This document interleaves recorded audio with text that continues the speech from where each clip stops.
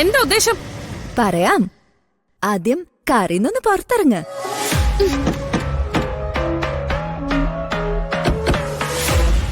വഴിതടയിലാണോ? മര്യാദക്ക് ടാർവിപ്പയ്ക്ക് എടുത്ത് മാറ്റ്. ഞങ്ങൾക്ക് പോയിട്ട് അത്യാവശ്യമുള്ളതാ.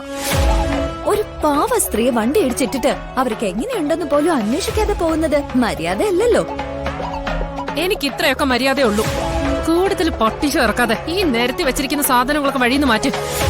അല്ലെങ്കിൽ ഞാനിതൊക്കെ ഇടിച്ചു തെറിപ്പിക്കും. ഓഹോ,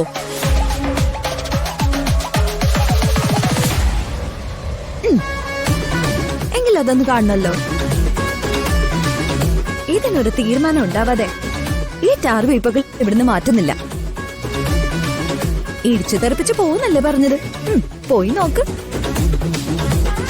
അതെ കുട്ടി, എന്താ തന്റെ പ്രശ്നം? ചേട്ടാ, ചേട്ടനോട് എനിക്ക് ഒരു പ്രശ്നവും ഇല്ല. പ്രശ്നം ഞങ്ങള് തമ്മിലാ. അത് ഞങ്ങള് തമ്മിൽ തീർത്തോളാം. തൽക്കാലം ചേട്ടനൊന്ന് സൈഡായിക്കേ.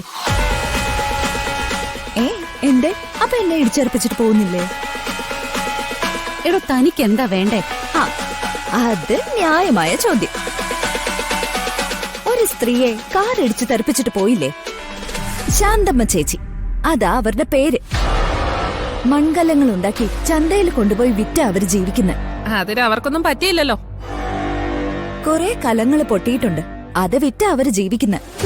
പൊട്ടിയ കലങ്ങളുടെ വില ശാന്തമ്മ ചേച്ചിക്ക് നൽകിയ ശേഷം നിങ്ങൾക്ക് വണ്ടി എടുത്ത് പോവാം. ഇല്ലെങ്കിൽ പൊട്ടിയ ചട്ടികളുടെ പണം നൽകാതെ കാർ ഇവിടുന്ന് ഒരടി അനങ്ങില്ല. ജോ, കുറച്ച് ചട്ടികളുടെ ക്യാഷിലെ വെറും നക്കാപ്പിച്ച എമൗണ്ട്. ഇതിന്റെ ഇരട്ടി ഒരു ദിവസം നമ്മൾ ബർഗർ വാങ്ങിച്ച് കളയുമല്ലോ. പറ്റില്ല, ഇതെന്റെ വാശിയാ. ഒരു രൂപ ഞാൻ കൊടുക്കില്ല. ഓക്കെ, നീ കൊടുക്കണ്ട, ഞങ്ങൾ കൊടുക്കാം. പൊട്ടിയ കലങ്ങൾക്കെല്ലാം കൂടെ എത്ര എമൗണ്ടോ? എന്റെ ഫ്രണ്ട്സ് ആണ് നിങ്ങളെങ്കിൽ നിങ്ങൾ പണം കൊടുക്കില്ല. നിങ്ങൾ ക്യാഷ് കൊടുത്താ നമ്മുടെ ഫ്രണ്ട്ഷിപ്പ് ദേ ഇപ്പൊ ഇവിടെ തീരും. ജോ, വെറുതെ ഒരു പ്രശ്നം വേണോ? വിവേകെ, ഇവളുടെ മുന്നിൽ ജ്യോതിക്ക് തോക്കാനോ?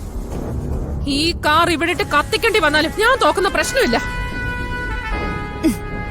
എന്നാ പിന്നെ എനിക്കും വാശി തന്നെയാ. നിങ്ങൾ പൊട്ടിച്ചു കളഞ്ഞ ചട്ടികളുടെ കാശ് തരാതെ ഇവിടുന്ന് ഒരാളും പോയില്ല.